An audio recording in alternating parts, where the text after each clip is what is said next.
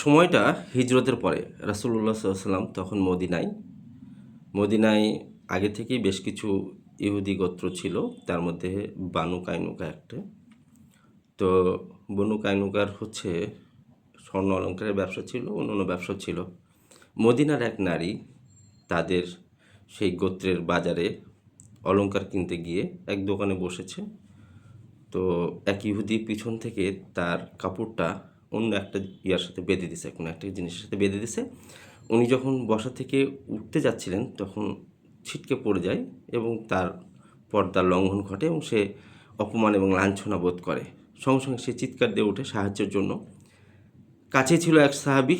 দেখেন পুরুষের গায়রত কত, যে একজন মুসলিম নারী এখানে লাঞ্ছনা অপমানের শিকার হয়েছে, সঙ্গে সঙ্গে সে সাহাবী গিয়ে ইহুদির উপরে আক্রমণ করলেন এবং তাকে হত্যা করে ফেললেন।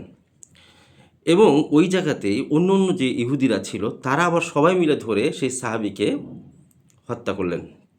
ঘটনাটা রাসূলুল্লাহর কাছে যখন গেলেন, রাসূলুল্লাহর কাছে গেলে তখন রাসূলুল্লাহ জানলেন বিষয়টা এবং জেনে উনি দেখলেন যে মিশাকুল মাদিনা অর্থাৎ মদিনাতে ইহুদিদের সাথে যে এগ্রিমেন্ট ছিল সেই এগ্রিমেন্টটার স্পষ্ট তারা ভায়োলেট করেছে।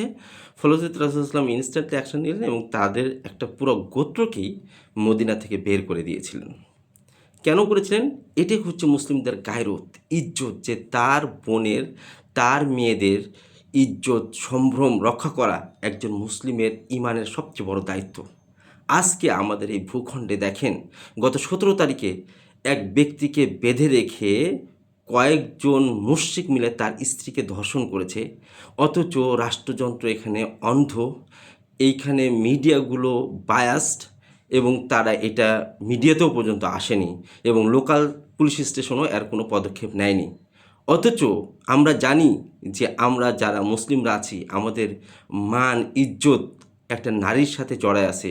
অথচ এই নারী, এই বোন, এই মা তার ইজ্জত হারাইছে, সে ধর্ষণের শিকার হচ্ছে, আর আমরা কিছুই করতে পারতেছি না।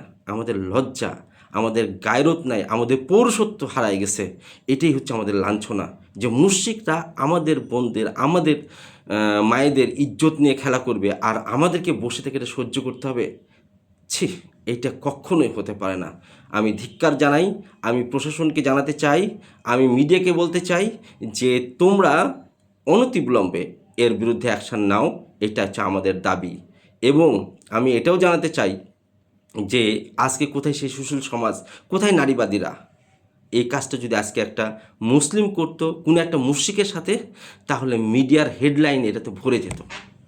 দুঃখ লাগে আমার যে এই জাতি তাদের নিজেদের বোনদের ইজ্জত রক্ষা করতে পারে না। ছি।